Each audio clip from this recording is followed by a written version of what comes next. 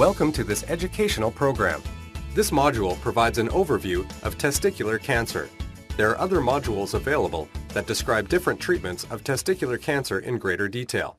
This information is taken from a recent review of the medical literature and attempts to be as comprehensive as possible.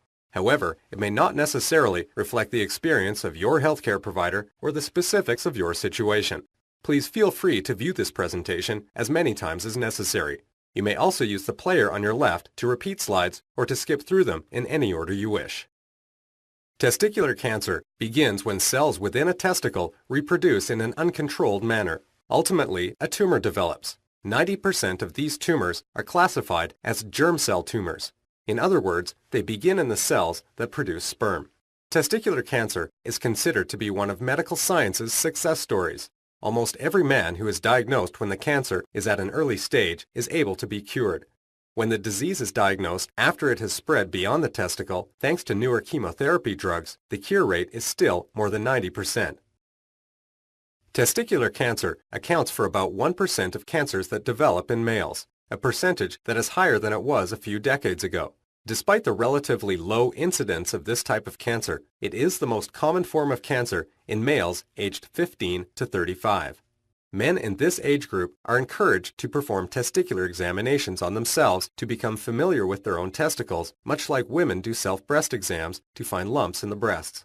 Overall, approximately 6,000 new cases of testicular cancer are diagnosed each year in the United States, representing about 3.7 out of every 100,000 men. The lifetime probability of any given man being diagnosed with this form of cancer is about 1 in 500. There are three peak age groups for testicular cancer: young children, young adults, especially in their early 20s, and middle-aged men. It is most common overall amongst the group of men in their early 20s. Different types of tumors are most common in each age group. For reasons that are not understood, testicular cancer is about 4 times more common among Caucasian or white males than it is among men of Asian or African descent. The cause of testicular cancer is not known. There are factors which appear to increase a man's risk of developing testicular cancer, but many patients do not fit into any of the categories.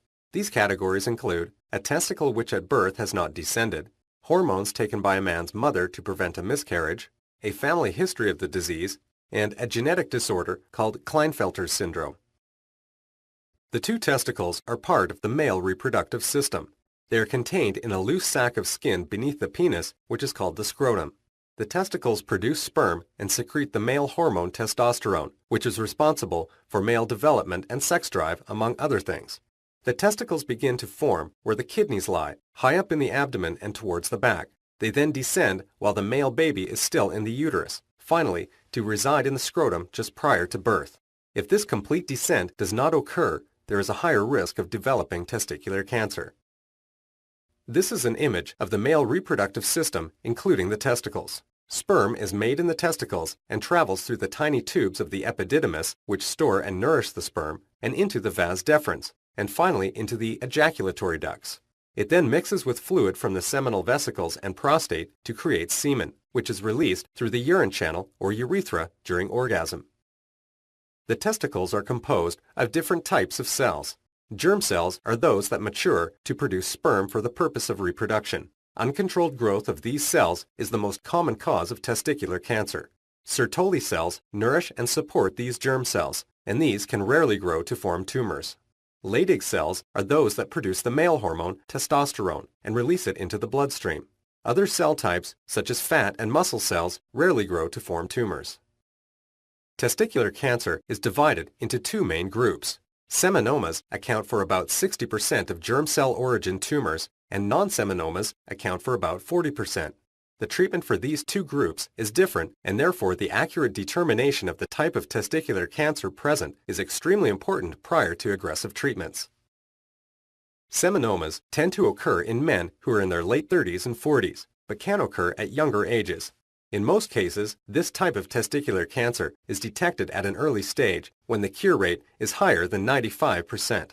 Diagnosis includes surgically removing the testicle in which there is a tumor and then examining the tumor tissue microscopically for cancer cells. This is called an excision biopsy, since the entire testicle is excised or removed. In this case, the diagnosis is also a treatment since the tumor has already been removed. The testicle is then sent to a pathologist to determine the type of testicular cancer present, usually a seminoma or non-seminoma. Depending on the size of the tumor and special blood tests called tumor markers, radiation therapy may be recommended as well. In some cases, the patient is watched carefully, but there is no other treatment. This is called watchful waiting or active surveillance.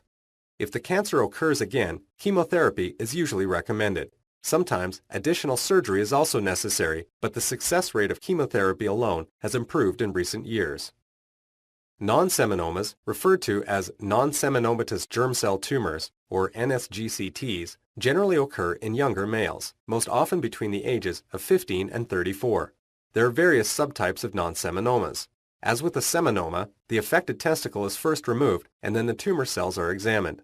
In certain high-risk situations, or if the cancer has spread beyond the testicle to nearby lymph nodes, for example, chemotherapy is usually recommended. In some cases, the lymph nodes are surgically removed, especially if they are large and persist after chemotherapy. There are 4 main cell types of non-seminomatous germ cell tumors, and they are given names based on the type of germ cell they arise from. Embryonal, which behave aggressively and should be treated more aggressively, choriocarcinoma, which may also behave aggressively and may bleed and cause pain, yolk sac tumors, which are the most common tumor in younger children, and teratomas, which may behave as benign tumors, especially in young children, but can grow to quite a large size. Many tumors contain a mixture of cell types. Testicular cancer begins with changes in the germ cells causing them to grow out of control, forming a lump or tumor. Initially, the tumor is confined within the testicle.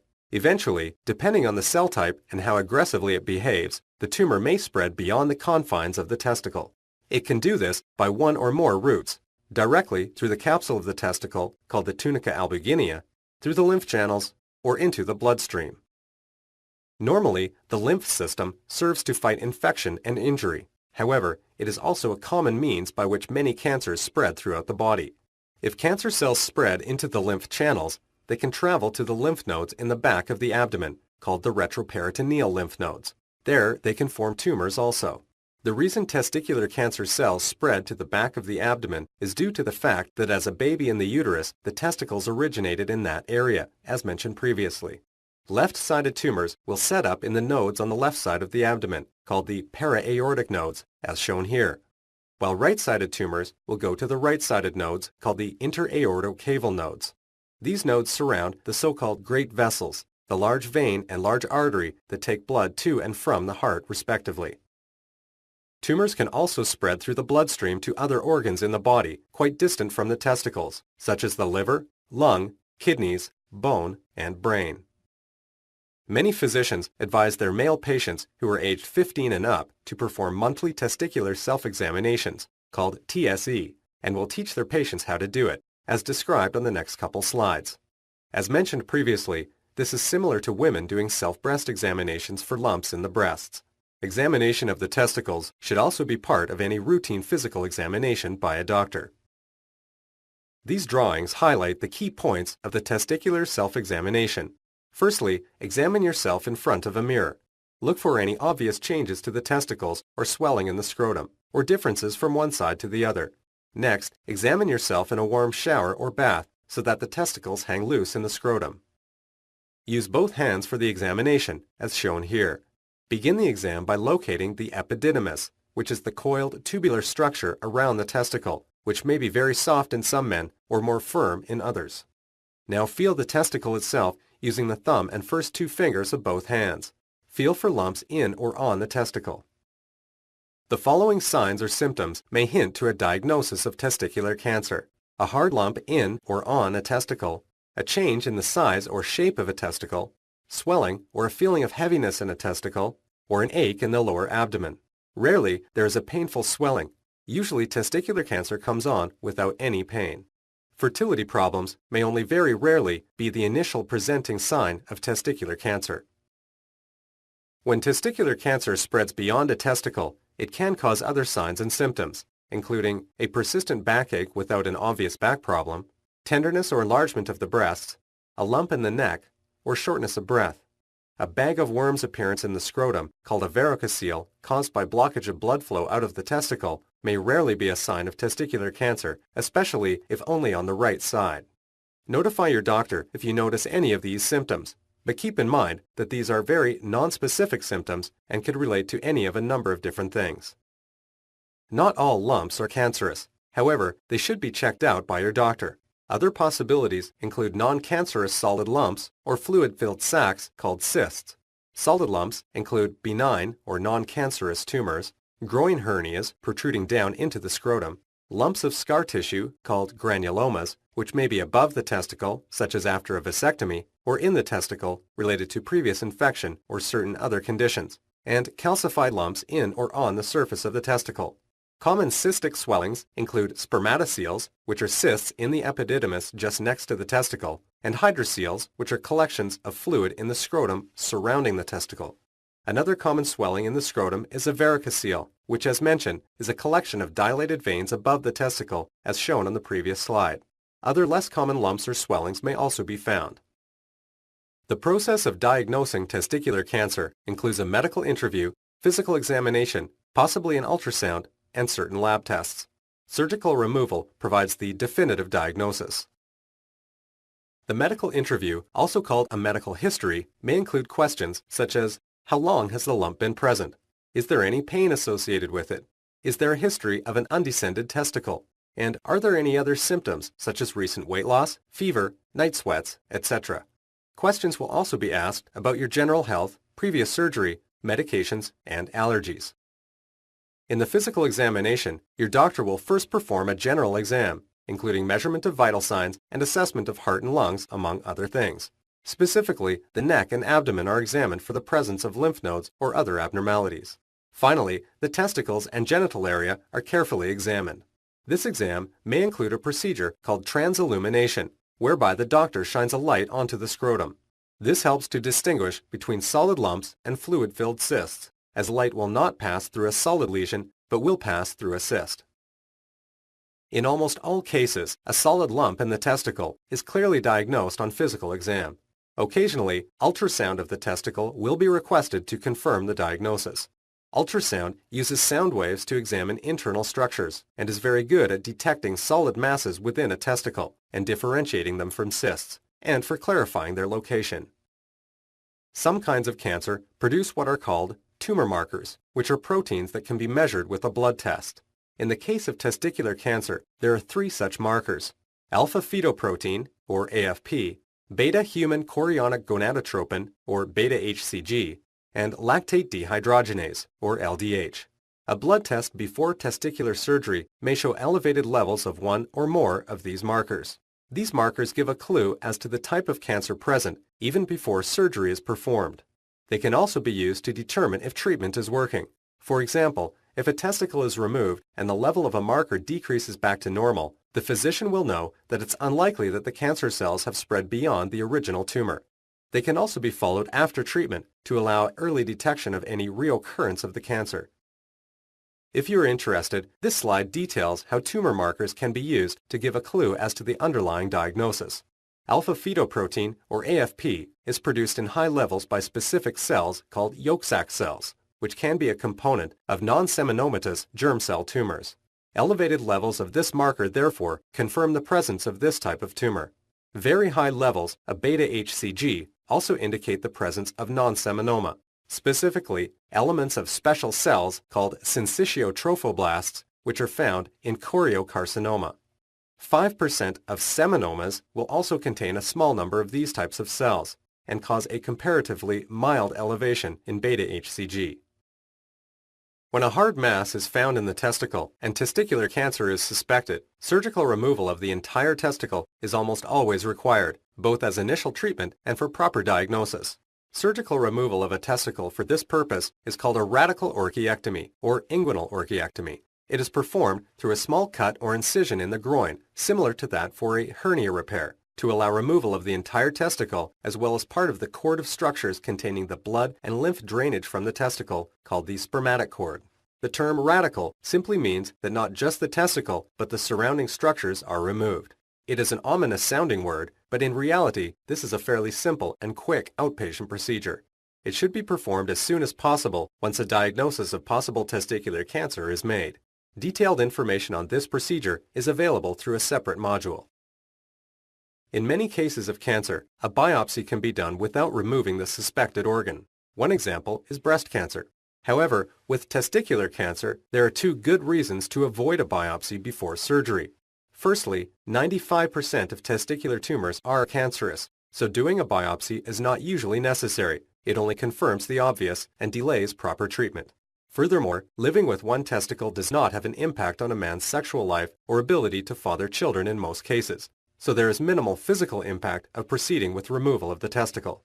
Finally, doing a biopsy with the testicle intact requires cutting across the scrotum, and this is known to increase the risk that cancer cells from the tumor will spread from the testicle, and this spread may occur in a more widespread fashion than might otherwise be expected. After surgery, the testicle and surrounding structures are examined by a specialized doctor called a pathologist, who issues a report describing the specimen called a pathology report. It can take anywhere from a few days to a couple weeks to get a final pathology report back. Several important questions about your tumor, which will impact on your prognosis or outcome and your treatment plan, will be answered by this report, including: is testicular cancer the correct and final diagnosis? What type of testicular cancer is it? How big is the tumor? What cell types are present in the tumor? Does the tumor invade the lymph channels or blood vessels? And is the tumor growing beyond the borders of the testicle? The answers to these questions are very important to determine any further treatments that may be necessary. Once a lump in a testicle has been confirmed to be cancerous, the next step is to determine if the disease has spread beyond the testicle. This is called staging, and there are various tests to be done to complete this important task. The stage of a cancer describes the extent of its growth and is important because it will determine the proper course of treatment and the likelihood that cancer will be cured. Tumor markers are an important part of staging, as is the pathology report describing the specimen. Also required sometime around the time of surgery are other imaging tests, such as chest X-ray and a CT scan of the abdomen and pelvis. These scans help determine if cancer has spread to the organs or lymph nodes in the abdomen or to the chest cavity. There are many different staging systems used for testicular cancer, and they can be rather complex. Simply put, however, there are three main stages. Stage 1 means that the cancer is confined to the testicle. Stage 2 means that it has spread to the lymph nodes in the abdomen. And Stage 3 means that cancerous cells have spread beyond the abdominal lymph nodes to other parts of the body.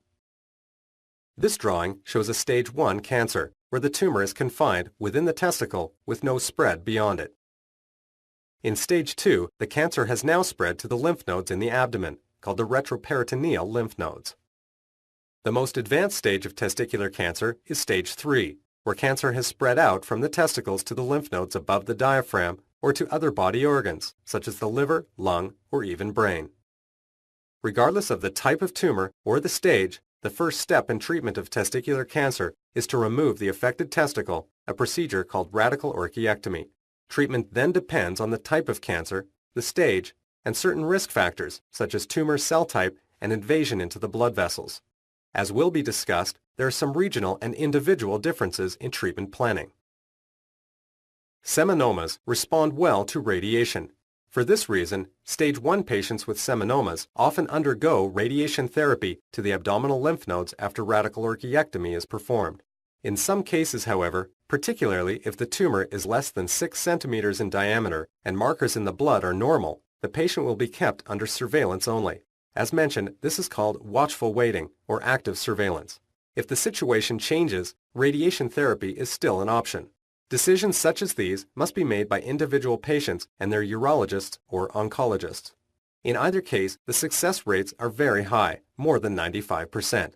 This watchful waiting approach is becoming the standard treatment option in many centers for low-risk seminoma. In Stage 2, the cancer has spread beyond the testicle to lymph nodes in the abdomen. Each individual patient must be evaluated by his physicians. In general, however, if the cancer is a seminoma and there appears to be a limited involvement of the lymph nodes, radiation will be used. In the case of a Stage 2 seminoma with extensive nodal involvement, radiation is used and may be combined with chemotherapy. In either case, the success rate is still very high, ranging from 90 to 95%.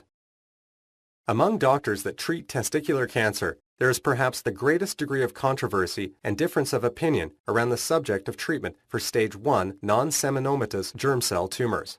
There are significant differences of opinion in how to best treat these patients, and practice patterns will vary from center to center. In general, American centers are more aggressive in offering surgical management up front to these patients, while European and Canadian centers are more likely to offer chemotherapy or watchful waiting. Management must also be customized to the individual patient. If you fall into this category, your doctors will discuss what they believe is the best treatment for your situation and why. Certain patients with low-risk tumors who are reliable to attend their regular follow-up visits may be offered watchful waiting only, with regular tumor markers and imaging. Surgical removal of the abdominal lymph nodes, a procedure called radical retroperitoneal lymph node dissection, or RPLND, is a very effective way of controlling any microscopic disease that may have already spread to these lymph nodes. As noted, in many centers, especially in the United States, early RPLND is offered up front. However, in other centers, this is being done less and is reserved for cases where disease occurs there later on after chemotherapy.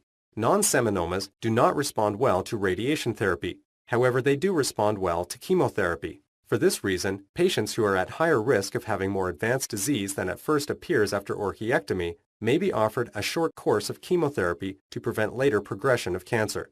Regardless of the treatment chosen, as with stage 1 seminomas, the success rate for treating low-stage non-seminomas is around 95%.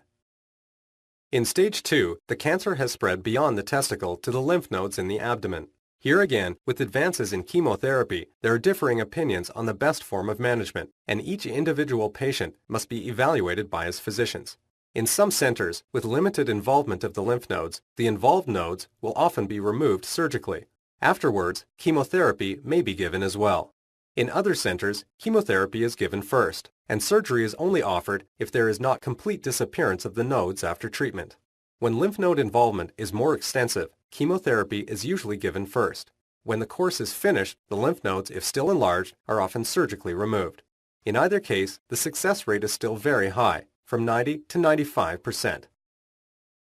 When testicular cancer progresses to stage 3, the treatment is the same for seminomas and non-seminomas.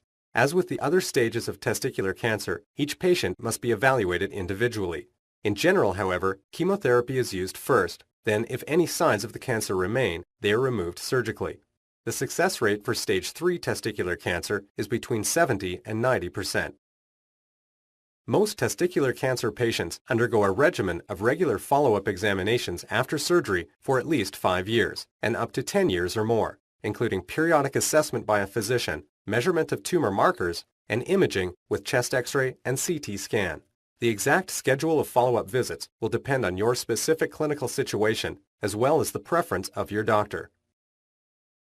This slide outlines a typical follow-up schedule. Your situation and the preference of your doctors may vary from this. This may appear to be a rigorous schedule of follow-up visits and tests, but it is due to the fact that testicular cancer is a very fast-growing cancer, and leaving more time between follow-up visits might delay the diagnosis of more advanced growth and spread. The first year, diagnostic tests are performed every 2 to 3 months. During the second year, the frequency is reduced to every 3 to 6 months. After that, most patients are retested twice a year.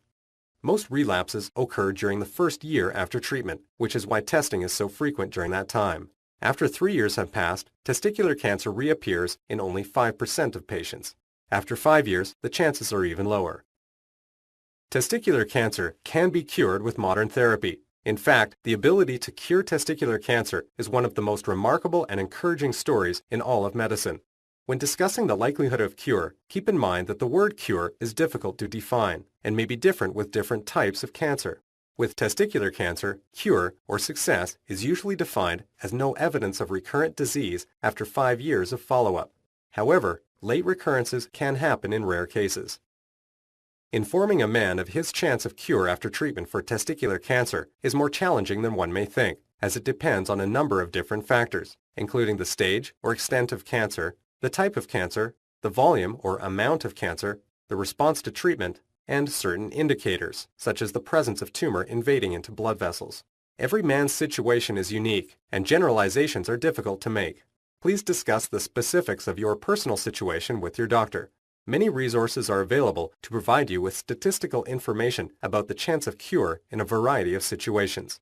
Remember, these are only statistics, so try not to get too caught up in them. For any man, the chance of something happening is either 0 or 100%. If there is going to be a recurrence of testicular cancer, it is likely that it will appear in the first year. These relapses that occur in patients on watchful waiting can be treated very well with chemotherapy or radiation treatment. After 3 years of being cancer-free, the likelihood of being cured is 95%. In summary, testicular cancer is the most common cancer amongst young men, and it can be detected early by testicular self-examination. Most of these cancers arise from special cells in the testicle called germ cells that function to produce sperm. The majority of these fall into two categories, called seminomas and non-seminomas. The diagnosis of testicular cancer is made on physical examination when a lump can be felt within a testicle. Ultrasound is an optional tool that can help to confirm the diagnosis. Blood tests, called serum tumor markers, are important in helping to diagnose the type of cancer, to follow the effects of treatment, and to detect recurrence of the disease. Staging tests, such as a CT scan, are also important in evaluating testicular cancer. Treatment first involves the surgical removal of the affected testicle, a procedure called radical orchiectomy. After that, further treatment depends on a number of factors, including the type of cancer, the stage, certain risk factors, the individual situation, and the preferences of doctors and the center where treatment is undertaken. Testicular cancer is curable in most situations, with cure rates above 95% overall. These resources may help you find further information about testicular cancer. This is just a sample of modern references discussing testicular cancer, available at your local medical library or the internet.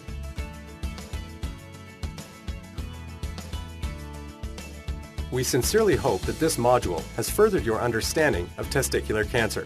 We wish you the best for the future, and thank you once again for viewing this educational program.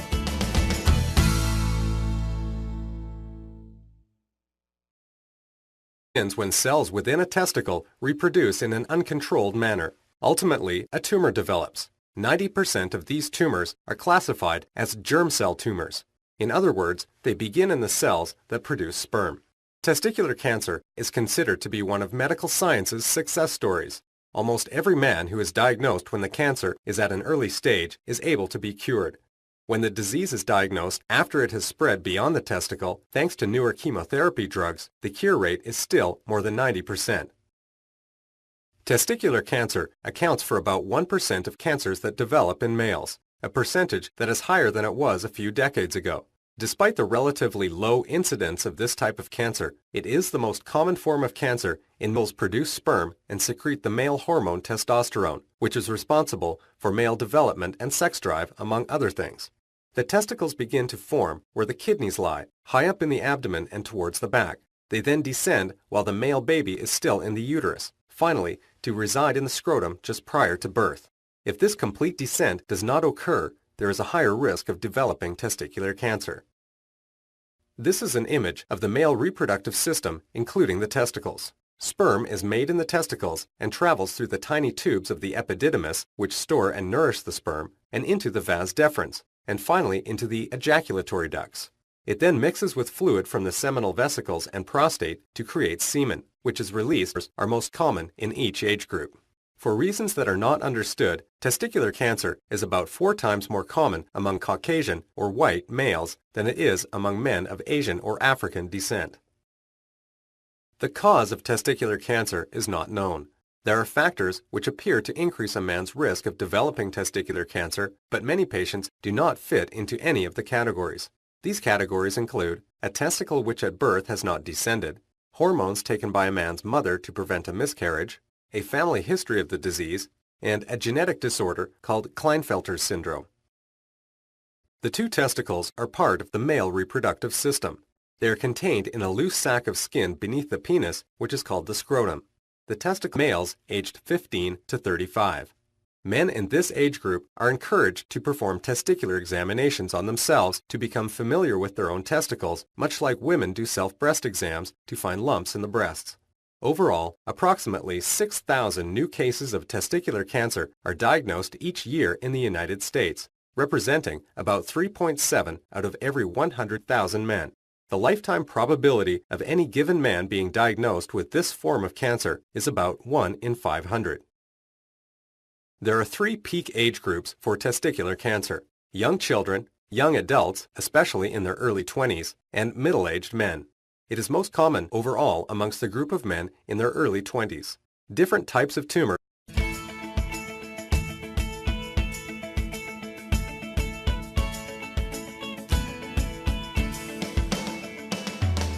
Welcome to this educational program. This module provides an overview of testicular cancer. There are other modules available that describe different treatments of testicular cancer in greater detail. This information is taken from a recent review of the medical literature and attempts to be as comprehensive as possible. However, it may not necessarily reflect the experience of your healthcare provider or the specifics of your situation. Please feel free to view this presentation as many times as necessary.